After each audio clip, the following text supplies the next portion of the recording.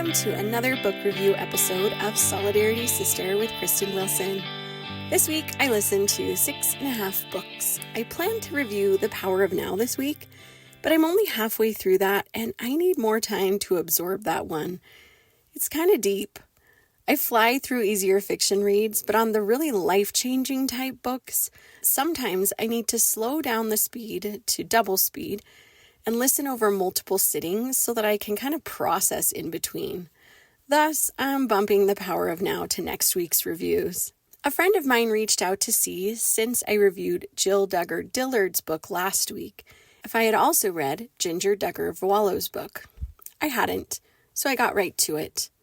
Whereas Counting the Cost covered a lot about Jill's personal experiences in relating to her family and family dynamics, Ginger's book, Becoming Free Indeed, my story of disentangling faith from fear, is all about her faith journey.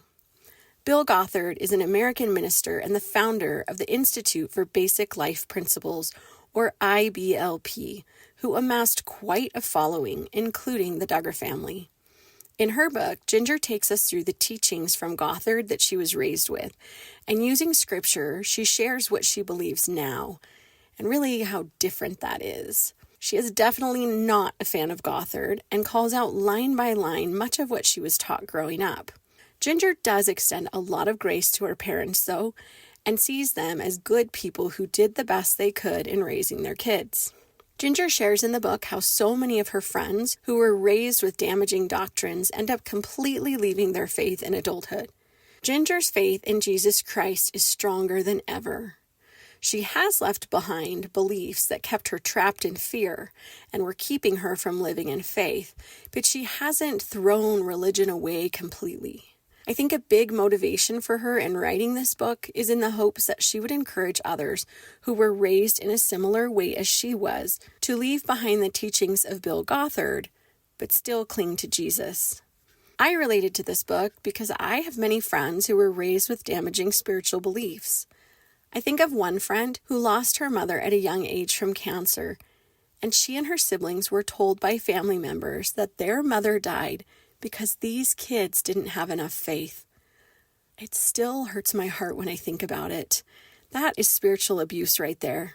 Another friend was abused for years by her father, and the way she understood doctrine is so different from what I learned, despite us growing up connected to the same church. I think of other friends who were married to men who went to church each week, but behind closed doors were abusive in any number of ways, such as emotionally, physically, financially, sexually, or spiritually. When people are wounded by those who wield their quote-unquote faith as a weapon, I can see how those victims might leave all ties to faith of any kind behind. As a woman of faith myself, I understand Ginger's desire to bring others to faith. I tell my kids that if I could make them believe one thing, it would be that they are deeply loved by their Creator. There is nothing they can do to make that love go away. But I recognize that I cannot make them believe anything. We all have to travel our own faith journeys and to allow others to do the same. Next month, I'll be releasing a conversation with a friend named Evelyn, where we discuss her experience in walking away from the church that I belong to, and how we can still stay connected as friends even when our faith journeys take us in different directions. I've learned a lot from Evelyn, and I appreciate knowing her. If you want tips on how to still stay connected with friends or loved ones through faith transitions, you'll want to watch out for that episode.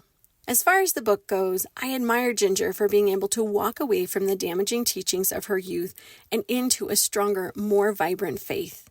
If you have an interest in the Duggars and learning more about IBLP, or if you enjoy faith-promoting books, this is definitely worth the read. Hurricane Season by Lauren K. Denton is a beautiful story of two sisters. Betsy is steady and dependable. She and her husband Ty run their farm and long for the children that they haven't been able to conceive.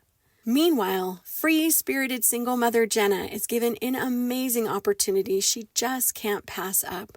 And so she drops her 2 daughters off with sister Betsy for 2 weeks, which turns into 3 and then 4 and through the summer. I loved the character development in this book. As we get to know these two sisters, we see them as being so much more than our first impressions might have imagined. We come to understand more about why they are the way they are, and we cheer them on to conquer their personal demons and strengthen their most important relationships. I really enjoyed this book, and I would definitely recommend it. In Catching Christmas by Terri Blackstock, yes, I'm still reading Christmas books in February. First-year law associate Sydney Batson is torn between her challenging career and her aging grandmother. Chef-turned-cab driver Finn Parrish is serendipitously sent to the rescue, and this fun little read unfolds like a beautifully told Hallmark story.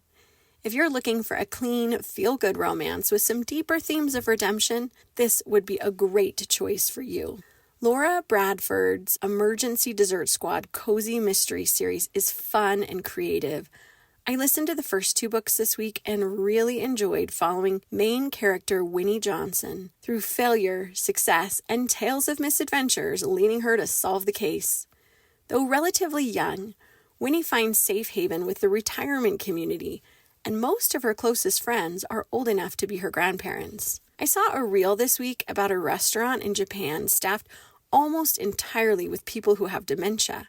Its name translates to the Restaurant of Mistaken Orders, and though people get the incorrect order 37% of the time, 99% of customers leave feeling happy. I was raised making frequent visits to a local assisted living facility, enjoying frequent visits with my grandparents, and in our many years living far from family, we adopted grandparents along the way. I now treasure every conversation I have with my dad, and I miss conversing with my mom, as her health issues have taken away the ability for her to speak much. This angle of Laura's books was extra sweet to me, as was the idea of a mobile emergency dessert delivery service. I think that sounds amazing. If you enjoy cozy mysteries, you will love these books. And finally, I read Take One by Kingsbury. I'll likely finish the series this week and do a full review next week, but in the meantime, I'll say that this book was a little didactic for me, but it was definitely faith-inspiring as well. So that wraps things up for today. Reminder that our Solidarity Sister Book Club is well underway. We're reading Brené Brown's Gifts of Imperfection over the next several weeks, and we'd love to have you join us. Gifts of Imperfection is in the top 5 most life-changing books I've ever read, and considering the thousands of books that I've read or listened to, that's actually saying something. You don't want to miss this one. See the show notes for details. Thank you for being part of the Solidarity Sister community. We needed you.